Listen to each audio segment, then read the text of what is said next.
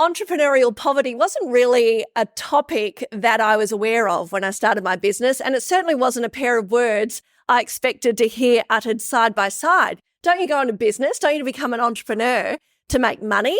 Well, it turns out those people who do have that intention, but something happens at a crucial point, the 3 to 4 year mark, and about half of businesses just don't survive beyond then. I'm particularly interested in this because, well, that's where my business is at right now.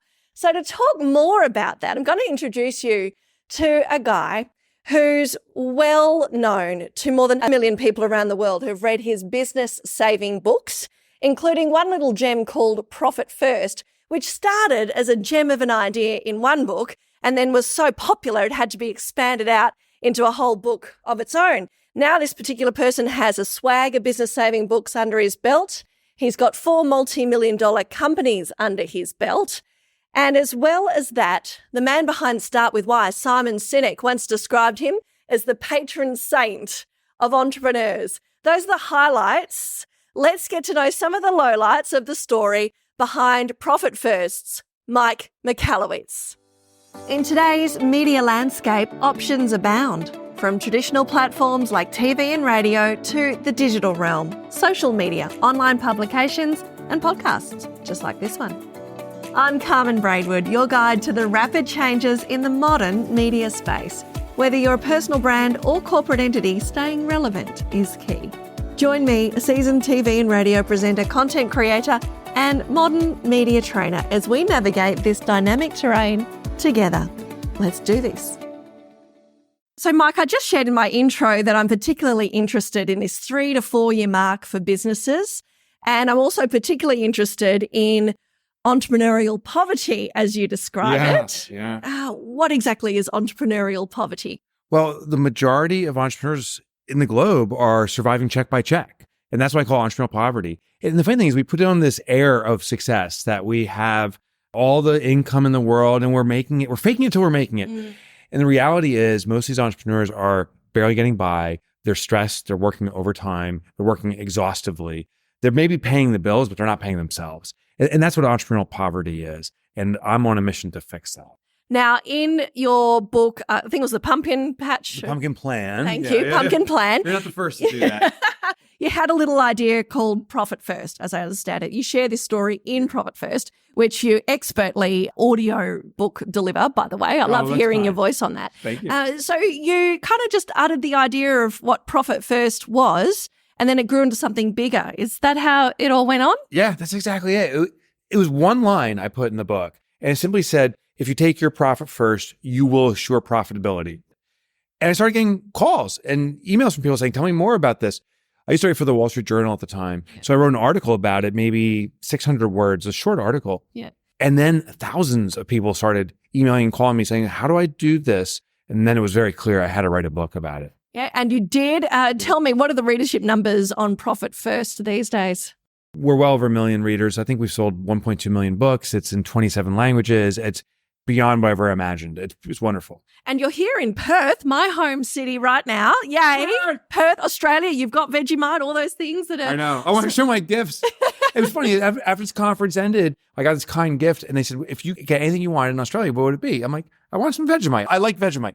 They got me every variant possible, including Christmas ornaments with Vegemite, a stocking, and then every flavor imaginable with cheese, without cheese. You know. The biscuits, all the things Vegemite in their 100th year in Australia are celebrating. It's very cool. So, you had to make a book about it. You've grown the movement of Profit First. There are Profit First accountants. There are Profit First organizations in other countries. Is that what we have in Australia? Yeah. So I originally started in the United States and we were growing and we had inquiries coming in from Australia. And we had some people join our organization. But the American approach is different than the Australian approach. We speak a common language. We have different approaches. So we couldn't grow here until we met Laura Elkislassie. Laura was an originally member. She said, I can expand this for us because I understand how it works here. And I don't know if you saw the conference we had going on there, but there's 50 people in there that are now representing Profit First, teaching his businesses to deploy it. And that's nothing like we had before. Well, that's very exciting. But let's get into that, the heart of the story. Sure. You're an entrepreneur yourself. You've had multiple businesses, but entrepreneurship isn't always highlights, and we're not always living the high life like you quite rightly point out. Has it always been good times role for Mike Michalowicz? No, it hasn't always been high times. Here's the irony. When I started off as an entrepreneur, I had some early successes. I did become a self-made millionaire in my early 30s, and I thought I had it all going on. The next business I created was a calamity. I had no idea what I was doing, and I was wasting money left and right. Yeah. It brought me to my rock bottom moment where we were broke. We lost our house because of me. We lost our possessions. And I had to face my family and say, we're done because I don't know how to be an entrepreneur. And my daughter in that moment felt compelled. She was 9 years old to save me by grabbing her piggy bank and saying, Daddy, here's my savings. This can get us by. And that moment awoke in me that I don't really understand entrepreneurship. I thought I did. I was just lucky and it was good timing. Now I had to get back to the fundamentals that make success. And I'll tell you the true secret is the stuff I write about is actually the stuff I need to learn and master myself. I didn't know profitability, and that's why I had to master it by writing about it. And often as content creators, us being our own, I guess, guinea pig, if you like, is a great way to generate content. What came first? The concepts that you use to help entrepreneurs in your entrepreneurial journey, or your work in the media, like your Wall Street Journal job there? Oh, the first was helping entrepreneurs. Wall Street Journal would even talk to me because they wanted some credibility. So I was just going to local colleges. I was meeting with any entrepreneur I could meet with and saying, here's what I've learned. Tell me if it helps you. And then when I started seeing stuff that worked, I was able to get bigger opportunities. The Wall Street Journal then approached me because I got on a television show. And they saw me and they said, wow, that was pretty interesting. Do you write about this? And I said, I'd like to. And they said, well, we'll give you one article. Try it out. And it was a hit. And I wrote for them for about 1.5 years. Yeah, sure sign that you're doing a good job in the media is if you get asked back, right? So they like what you do. Little test. This is the biggest tip I can give you if you're watching right now is that you have to demonstrate your skill in a short amount of time. So I did some television appearances. The first television appearance I did was 15 seconds. And it was just quick on. They said, what's the one tip you have? And I said it, and they took me off. I didn't realize they wanted to see if I was good for the camera, if I could speak to camera and so forth. And then, in speaking short sound bites, they gave me a 5-minute spot. Then it became, I was on full 30-minute segments on TV shows. What was the 15-second tip? 15-second tip is don't hire people on experience, hire people on their attitude and intelligence, because those are the intangibles. You can train them experience. That was probably under 15 seconds. That's all I had to say.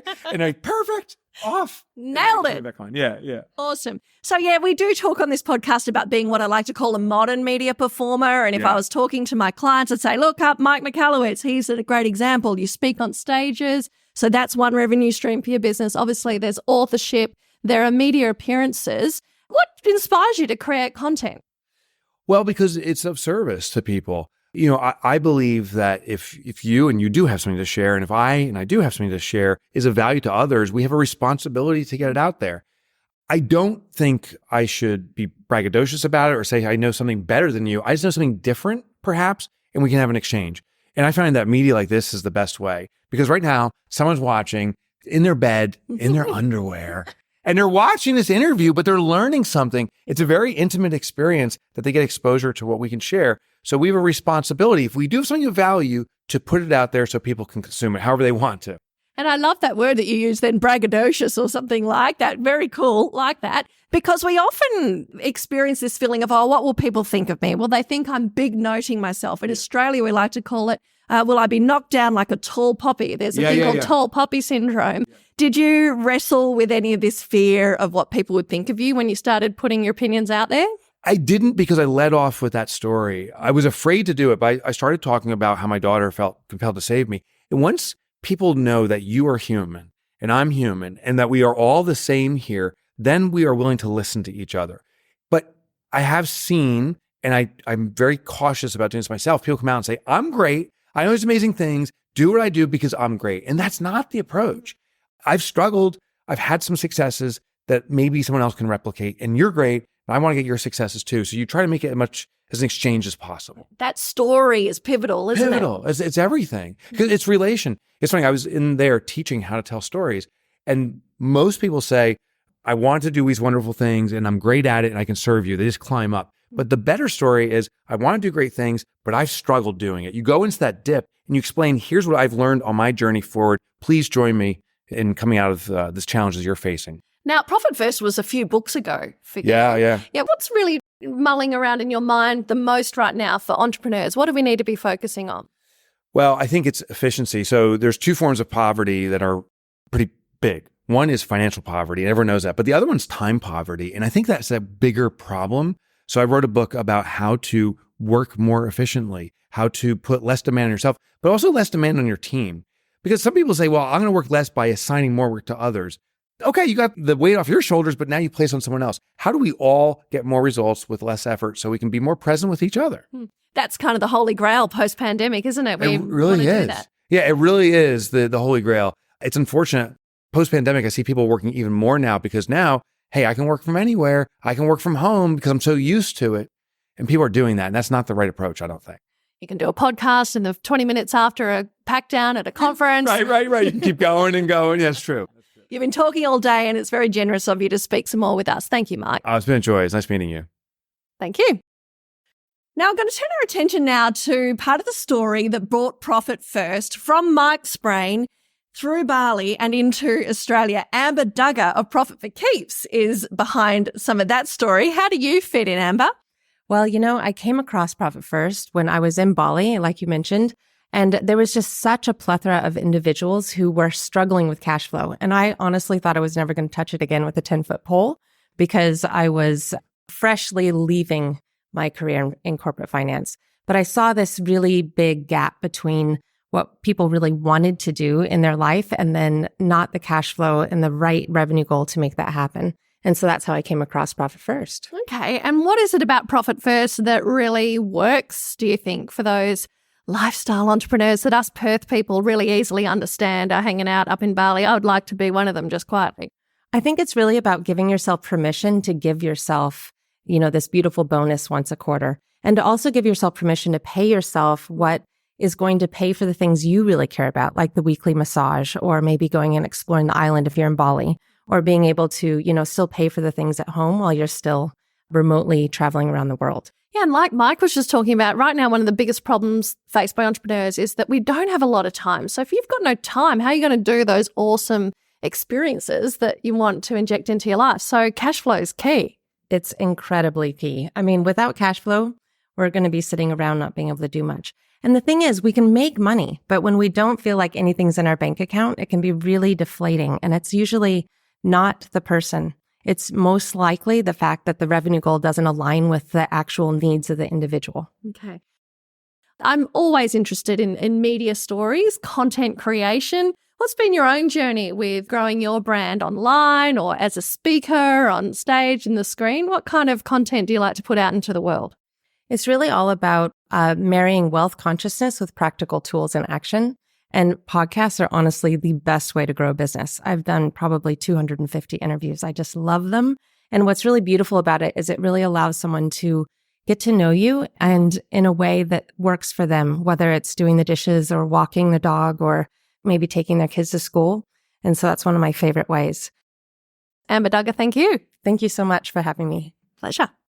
So it's kind of been like a baton passing, right? From Mike in the US down to Amber in Bali to Laura here, who in Australia set up a network of Profit First professionals. What does Profit First mean to you? Well, it's actually the mission and vision that's way more important to me than the words Profit First. Yeah. And it really is about the impact, small business, and really profit being the purpose and the blood of business. So that's what it's all about. I'm out there to make small business profitable. Because of entrepreneurial poverty, right? A concept that I really had no idea about until, let's face it, I started to experience it in my third, fourth year of being a media and training consultant to business. And I was just living up the old time is the new rich, getting lots of great experiences into my life. So I feel like that was a win. But there came a stage where the profit dried up and my business was running at a loss. Absolutely. Am I alone?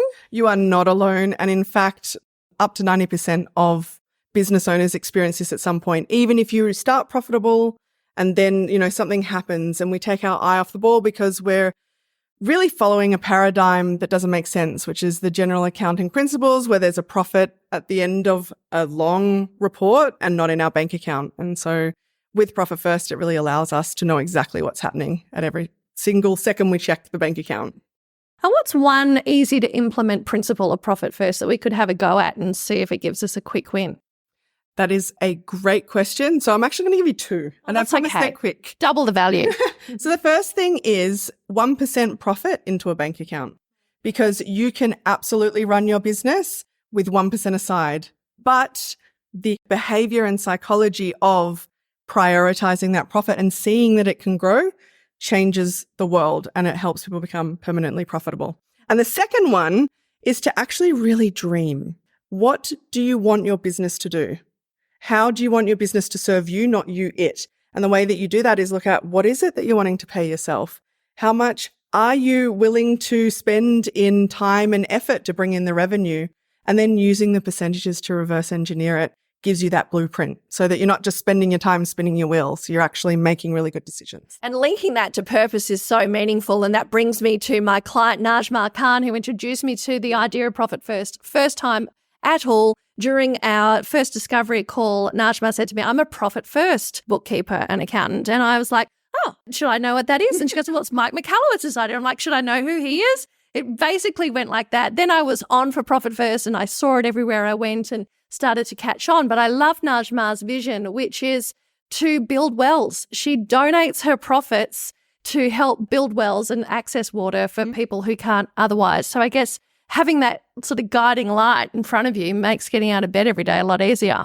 Absolute huge difference. And I know a number of business owners, the giving back and the impact is so important. So like within my businesses, we give back to domestic violence. It's also, my clients who can give scholarships to people that otherwise wouldn't be able to utilize their services. There's so many different ways that you can utilize your profit for yourself, but also for the community and the world. Well, it sounds like a good thing. Thanks for taking some time at the end of the conference to tell me about it. I appreciate it. Thank you so much for having me here. How did you enjoy that chat? I had a few takeaways that I thought it's worth recapping. Making content, as Mike says, that positions you as the industry leader is about being of service. How often have we heard that come up during this series? It's so important. And creating content, however people want to consume it, Mike and Amber both mentioned this, so we can benefit, so that your audience member can benefit from what you know on their terms while they're doing the washing, making their dinner. However they want to hear it is how they will choose to access what you know. And also that it's duty bound. Make content in a way that is not sermonizing. It's a two-way conversation. So don't forget, be honest about those struggles that come first or along the way, just the way Mike did with his incredible storytelling. He's pretty impressive, right? And how about that other angle to this particular interview around entrepreneurial poverty? If you're out there working on your own and you've experienced a loss at any stage in your journey, you're not alone. Up to 90% of businesses end up the same way. And if you need a way to get yourself through those times when it just feels hard to prioritize profit, try connecting it back to that more altruistic purpose. Something like a charitable cause that you would have the power to support if you could just maintain and expand that profitability. I learned from talking to Mike, Amber and Laura at their training day in Perth that more than 800,000 businesses globally have implemented Profit First. So it could be worth taking a look for your business too. I'll leave a link to read more about Profit First in the show notes. Now, let's continue the theme with our next guest on modern media. Business is hard. Some days you just want to crawl with a ball and just cry. And then other days, this is the best thing since sliced bread. That's the super impressive Lily North out of the Northern Territory here in Australia. We'll see you next time on Modern Media. Thanks for tuning in. I'm Carmen Braidwood, your guide to navigating the ever-changing world of media. Dive deeper into today's topics. You can check out the show notes, or for more details about modern media training, head to carmenbraidwood.com.au. Until next time, keep on shining in the modern media landscape.